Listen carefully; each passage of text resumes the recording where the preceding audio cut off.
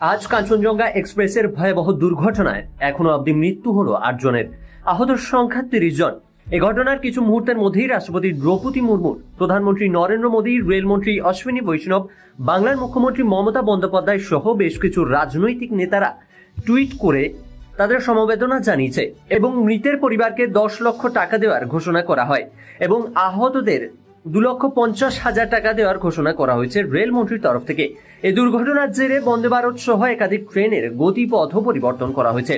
কিন্তু এসবের বাইরে গিয়ে আমাদের ভাবতে হবে, এবার যদি আমরা না ভাবি, এভাবেই দুর্ঘটনা ঘটতে থাকবে আর প্রাণ যাবে নিরীহ মানুষদের, আর সরকার কিছু টাকার সাহায্যের বিনিময়ে এড়িয়ে যাবে দুর্ঘটনার সমাধান ও দুর্ঘটনার সঠিক তদন্ত থেকে।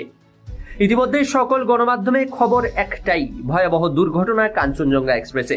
তবে আমরা ক্যালকলিং টিভি প্রশ্ন করি, সরকারের কাছে কেন হয়েছে এই দুর্ঘটনা? শুধু একবার নয়, দুবার নয়, বারবার কেন হচ্ছে এই দুর্ঘটনা? সঠিক তদন্ত ও সঠিক ব্যবস্থার খামতির ফলে আর কতবার প্রাণ দিতে হবে নিরীহ মানুষদের? রেল এমন একটি ক্ষেত্র যেখানে সব থেকে গুরুত্বপূর্ণ বিষয় হচ্ছে কমিউনিকেশন, যোগাযোগ। কেন এই কমিউনিকেশন সিগন্যাল ঠিক করা হচ্ছে না? এই সকল প্রশ্ন তুলতে হবে আপনাদেরও। আর এই সাধারণ ভুলগুলোর জন্যই প্রাণ হারাচ্ছে নিরীহ মানুষেরা। 2023-24 সালে ভারতীয় রেল 2,56,000 কোটি টাকার রাজস্ব আদায় করেছে। ভারতীয় রেল মন্ত্রণালয়ের কাছে এতটা রাজস্ব আছে যার জন্য রেলের ক্ষেত্রে কোনো সমস্যা সমাধান করতে অর্থ কখনোই বাধা হয়ে দাঁড়াবে না।